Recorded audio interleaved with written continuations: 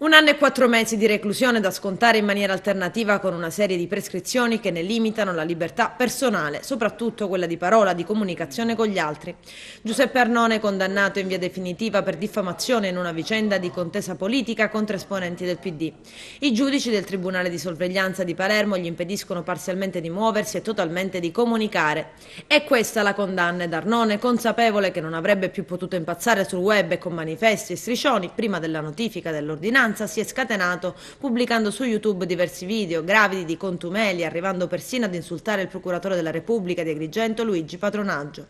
Dunque Arnone è stato affidato in prova nonostante la richiesta del procuratore generale Rita Fullantelli, che invocava la detenzione, alla confraternita di misericordia gestita dall'ex consigliere comunale degli anni 90 Giovanni Russo Cirillo. Ci andrà 2 volte la settimana, il lunedì e il sabato. La prescrizione più grave è quella di mandarlo a lavorare, se avete letto bene, nei suoi studi di via Minerva e via Mazzini, tranne la domenica. Prescrizione ritenuta fondamentale per il recupero e rieducazione del condannato. Tuttavia Arnone dovrà osservare tra le altre le seguenti vere prescrizioni: obbligo di presentarsi entro 10 giorni del presente provvedimento al direttore dell'ufficio esecuzione penale esterno di Agrigento munito di copia del provvedimento e di tenersi in contatto periodicamente con detto ufficio con la frequenza che gli verrà indicata dagli operatori dell'ufficio stesso; obbligo di non uscire dalla propria abitazione prima delle 7 e di rincasare entro le ore 22, divieto di allontanarsi dall'ambito territoriale del comune di residenza senza la preventiva autorizzazione del magistrato di sorveglianza;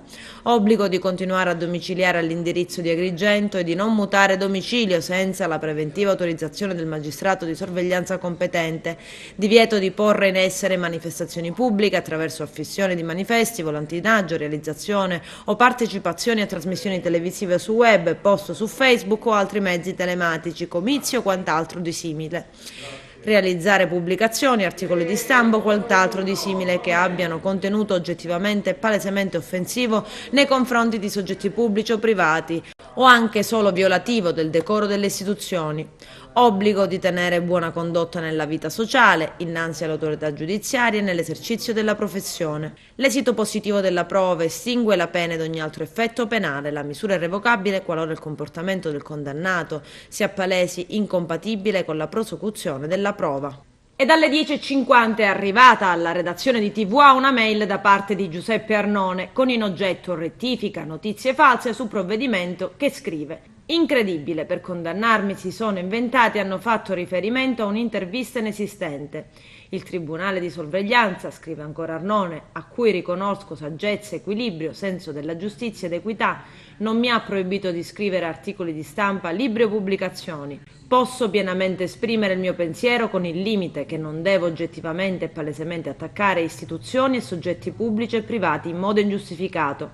Ed ancora, scrive Arnone, in questa nota il Tribunale di sorveglianza espressamente mi riconosce con un passaggio scritto in grassetto e sottolineato il diritto di continuare nella mia attività di denunzia per il ripristino della legalità ad Agrigento. Così conclude la nota stampa di Arnone.